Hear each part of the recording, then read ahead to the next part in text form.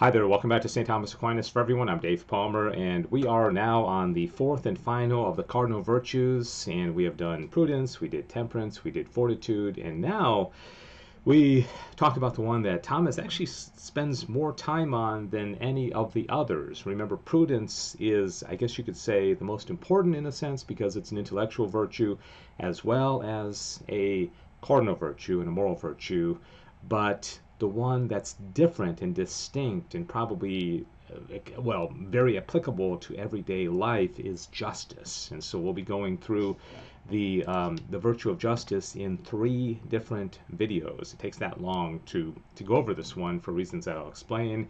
And so let's get right into it. What is justice, and how does it apply to our lives? And more importantly, how does it apply to our final end? Because remember, that's what the whole Summa is about, is achieving our final end, coming to know God and achieving beatitude. And so this is going to be quite interesting. So whether right is the object of justice. So when you ever talk about an action, you have to determine, well, what is the object? What is the why am I doing this? What's the purpose? And so rights are something that are talked about a lot in our culture. You know, we have equal rights, we have women's rights, human rights, you know, that people talk about reproductive rights, gay rights, and so rights.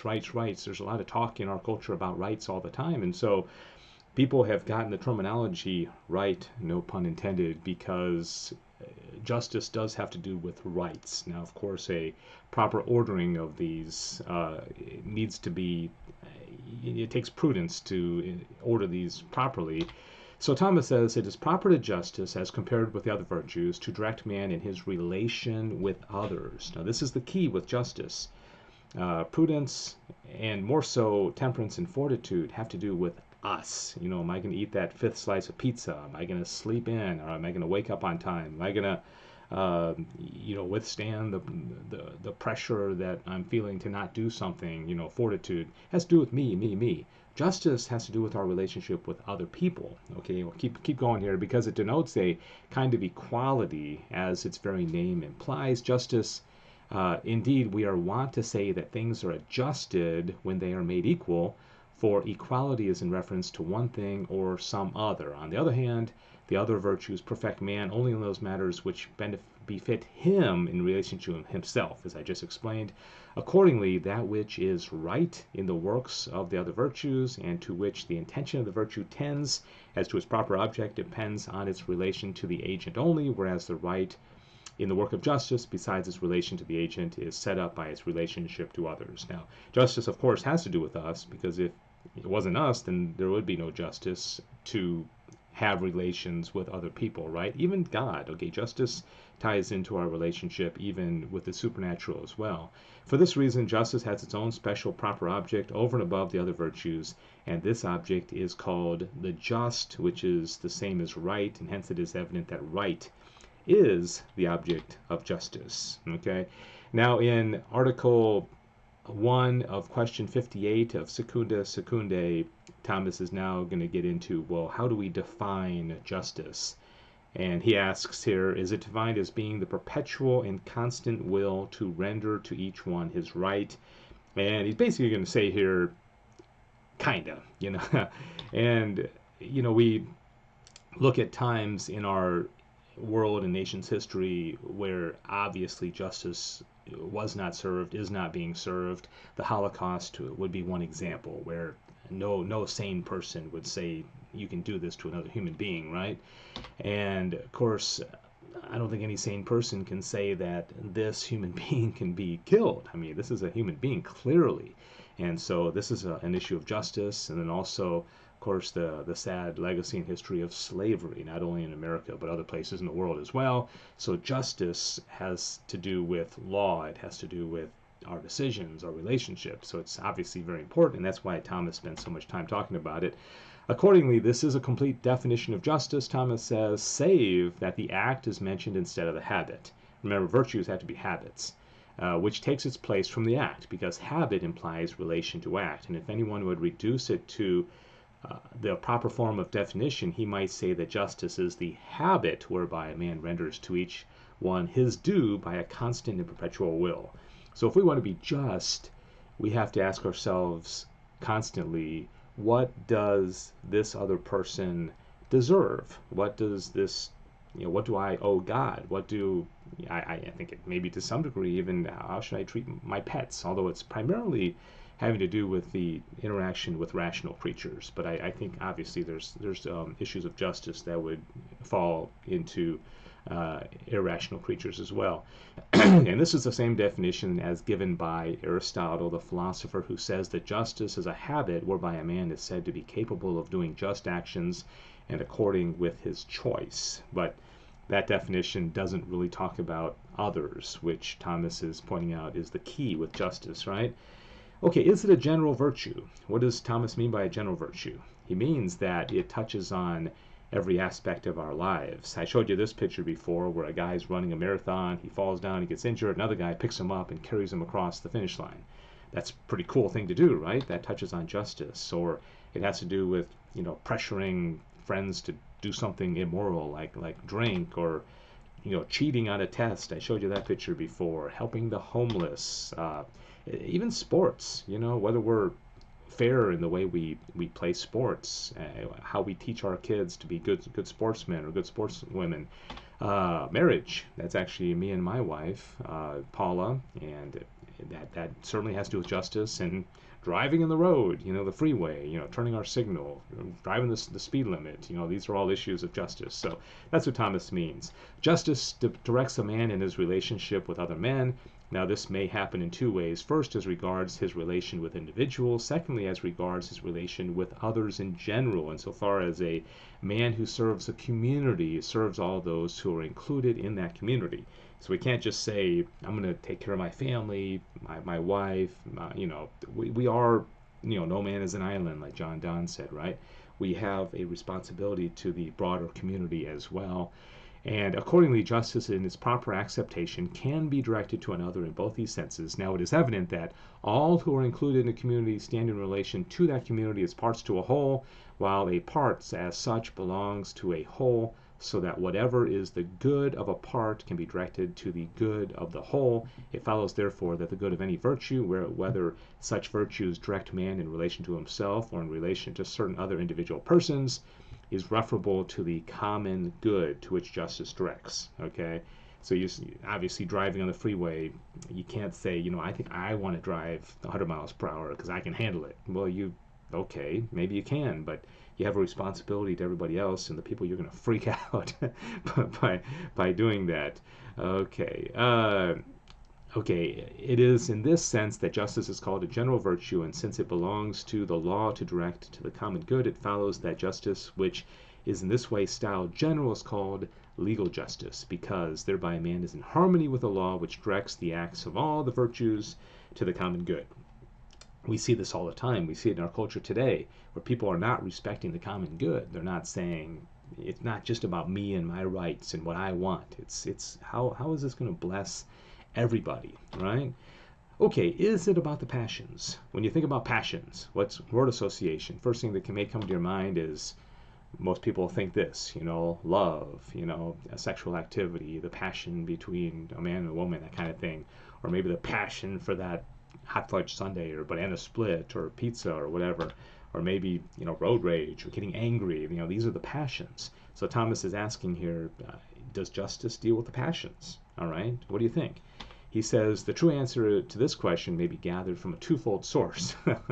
First, from the subject of justice, which is from the will, whose movements or acts are not passions. For it is only sensitive appetite whose movements are called passions. Hence, justice is not about the passions, as are temperance and fortitude, which are in the irascible and concupiscible part. Secondly, on the part of the matter, because justice is about man's relations with another, and we are not directed immediately to another by the internal passions. Therefore, justice is not about the passions. So let's say a man is married and he's, attracted to another woman. Well, that's a passion for sure, and it would take temperance and prudence to say, okay, it's not my wife, I can't pursue this. But also the issue of justice comes in, and that's an attitude, that's an act of the will, which is not a passion. Okay, so that decision-making process, and you can see why we're complicated. There's a lot going on in everyday decisions of how we treat people and how we carry ourselves, right? All right, whether justice stands foremost among the moral issues. Is it the most important? All right, now to show this, I want to put people that we respect in our culture. Here's Tom Brady winning another Super Bowl, right? So we like our sports heroes, right? Our football players, basketball, what have you. We like our actors, Leonardo DiCaprio, I guess, winning an Oscar, right? And then we respect also military heroes. Here's a guy getting a Medal of Honor from President Trump, right? So which of these do we respect the most? I think Thomas is asking, all right? And how does justice stand compared to all the other issues? Virtues. If we speak of legal justice, it is evident that it stands foremost among all the moral virtues, for as much as the common good transcends the individual good of one person. But even if we speak of particular justice, it excels the other moral virtues for two reasons. The first reason may be taken from the subject, because justice is in the more excellent part of the soul, the rational appetite or will, right? It's not in the passions. The intellect and the will are above the passions, right? The body versus the rational part of us, right? Whereas the other moral virtues are in the sensitive appetite, whereunto appertain the passions, which are the matter of the other moral virtues. The second reason is taken from the object, because the other virtues are commendable in respect of the sole good of the virtuous person himself, whereas justice is praiseworthy in respect of the virtuous person being well disposed towards another, like the soldier, right? So that justice is somewhat the good of another person. The guy who got the Medal of Honor was not doing it, I hope, for fame or glory or a paycheck. He was doing it to protect people.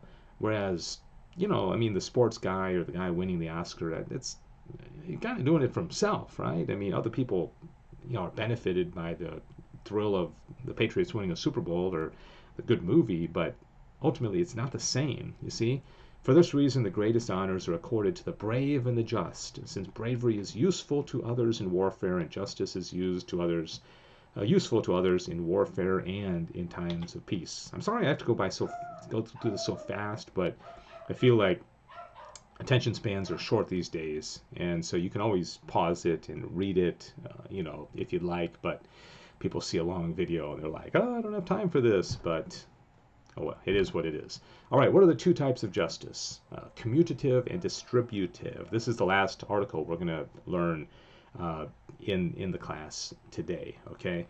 And the video. You're not in class, okay? There's no quiz, okay? All right, so here is a issue of justice between a man and his girlfriend, a man and his wife, or whatever their relationship is, right? Person to person. Here's a father and son, I presume, or what have you, okay, one-on-one. And then you have things like Social Security, where it's not a one-on-one. It's more the organization, like a country or a church, distributing goods to a population, right? And then you have government programs like SNAP, Supplemental Nutrition Assistance Program, same thing, right? That's the difference between commutative and distributive justice. Particular justice is directed to the private individual who is compared to the community as part of the whole. Now, a twofold order may be considered in relation to a part. In the first place, there is the order of one part to another, to which corresponds the order of one private individual to another. Okay, marriage, boss and employee, father, son, right? This order is directed by commutative justice, which is concerned about the mutual dealings between two persons. In the second place, there is the order of the whole directed toward the parts, to which corresponds the order of that which belongs to the community in relation to each single person, okay? Welfare, distribution, Social Security, helping the poor, a hurricane assistance program that helps a big group of people, right? This order is directed by distributive justice, which distributes common goods proportionately. Hence, there are two species of justice, distributive and commutative. All right, that does it. This is video 1 of 3 on justice. We're going to get into some of the particular issues of justice, like suicide, and issues that you may say, wow, does that have to do with justice? And lying, for example, and relationship to God and the saints and, that Mother Mary and all that kind of stuff. So it's all coming up in the future videos. All right, that's going to do it for this one. Thank you for watching and commenting and liking, and tell other people about this, because I really do think we need to learn Thomistic philosophy. We're living in crazy times, and we need to get philosophy right if we're going to get anything else right. Okay? God bless you. Thanks for watching.